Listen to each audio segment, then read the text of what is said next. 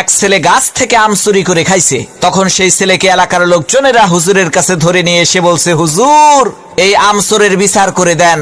হুজুর তার কিতাব বের করে সমস্ত লোকের সামনে কিতাব খুলে পড়তে আরম্ভ করলো। যে চুরি করে খাইছে আম তাকে দিতে হবে তার দাম, দাম না দিলে তার পিঠের উপরে কিল পড়বে ধাম ধাম। হুজুরের কিতাব শুনে এলাকার লোকজন সেই ছেলেটিকে কয়েকটা চর থাপ্পড় মেরে বিদায় করে দিল। আল্লাহর কি কুদরত! কয়েকদিন পর সেই হুজুরের নিজের ছেলে ডাব চুরি করে খাইছে। তখন এলাকার লোকজন হুজুরের কাছে এসে বলছে, হুজুর মানুষের ছেলে আম চুরি করে খাইছে দেখে বিচার করলেন, এখন আপনার ছেলে তো ডাব চুরি করে খাইছে, বিচার করেন তো দেখি।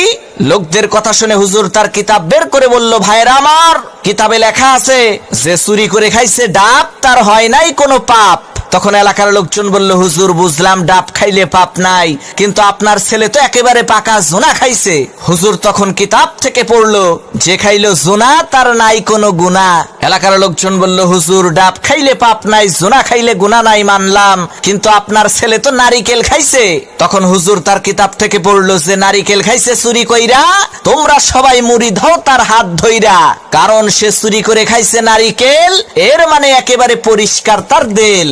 তখন এলাকার লোকজন বলল, সর্বনাশ, হুজুর আপনার ছেলের বিচার করার কোনো দরকার নাই, আপনি আমাদের ছেলেরই বিচার কইরেন তাই হবে।